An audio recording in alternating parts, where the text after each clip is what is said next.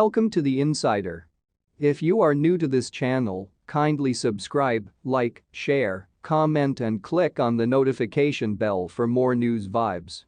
The Arsenal duo, on opposite sides of the pitch, put in the sort of work that used to be Liverpool's trademark. It seemed fitting that the last significant act of this game should be Gabriel Martinelli veering and skittering about in the far left-hand corner of the pitch, still with that maniacal, ferrety energy in his feet, still picking away furiously at the Liverpool defense. He was relentless at the Emirates Stadium, a pest, a nag, a constant creative press, in a game that saw him torture not just one but two Liverpool right-backs, Trent Alexander-Arnold having left the field at the break after a collision in the first half. There was a feeling of merciful release in his departure at that point. Martinelli had made Liverpool's right-back do strange things, take odd choices, to the extent there was something unsettling about seeing a champion player spend the first half basically running in circles. You half expected to see Alexander-Arnold still out there at halftime, still whirling around looking for a place to stand, like the last suitcase on the luggage carousel. The real story here though was Arsenal. They don't hand out top 4 places in October of a weird stop-start semi-season with a massive full stop plonked in the middle. That's ancient footballing lore. But two significant things did happen here. This Arsenal team took a step up. But it was the way they did it that was striking, the sense of a switch of roles. It was Arsenal here who played like a hard-pressing systems team, a mist of controlled movement. Arsenal who played like Liverpool, that previous Liverpool, the one that will run more, work at your weak points, who create the rage around here. Well, not this time. Instead, Liverpool looked like a team of moments and skulking stars, the kind of team they once devoured as an aperitif.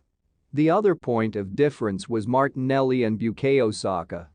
It has been one of the caveats about this Arsenal team that for all the potential, the clarity of the system, they lack, for now, obvious star players to match those assembled by, say, Manchester City or Liverpool. It is always tempting to call out these moments of transformation. Martinelli and Saka have been brilliant before now. But this was Liverpool, with that trophy-laden 4-man forward line, and Martinelli and Saka just took the game away from them. It seemed pretty clear something would be settled on Arsenal's left. Martinelli loves those in-between spaces, the same spaces Jurgen Klopp has fretted over and rejigged his lineup to cover. The Emirates was a lovely, soft, sunny autumnal kind of place at kickoff. But it took 55 seconds to tear the day apart. And of course it came down that side. Was this a prepared move? It felt like it, or at least, like something learned and grooved, a perfect tessellation of strengths and weaknesses, as Saka roved across from the right hand, released the pass to Martin Degaard, who took 2 steps and felt those shapes to his left moving, the revs starting to build, then threaded a lovely pass inside Alexander-Arnold, who had wandered inside, creating a channel of space. Martinelli surged into that space and finished almost impatiently, already celebrating with the crowd as the ball hit the netting. Liverpool have lost control of those channels, the spaces that were once their own rapacious attacking highways. And for the rest of the half, Martinelli and Saka probed away there, while Liverpool stuttered. Klopp seems intent on recreating Mo Salah's golden year at Chelsea, playing him so wide that his basic Salah-ness is utterly diluted. Stuck out on the right, he veered about like a supermarket trolley with a gammy wheel. There was a fine finish from Darwin Núñez to make it 1-1.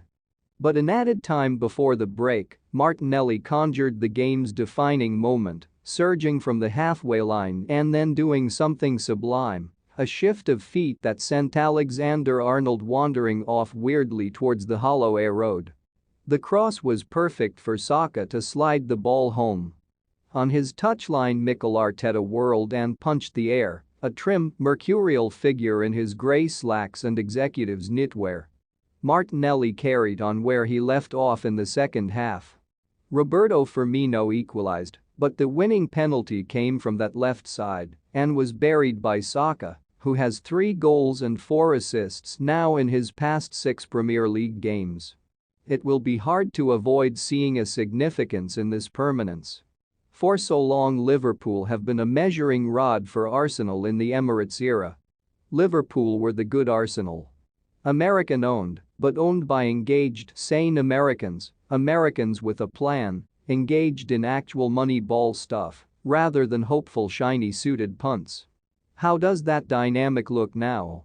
As Granit Xhaka spent the last few minutes basically applauding non-stop, hands above his head like a man at a Kiss concert, as Arsenal ended the game playing something close to Wenger ball, all slick interchanges and smart movement, as the prospect of a 14-point lead over Liverpool in October loomed, it was hard not to feel the sense of something shifting.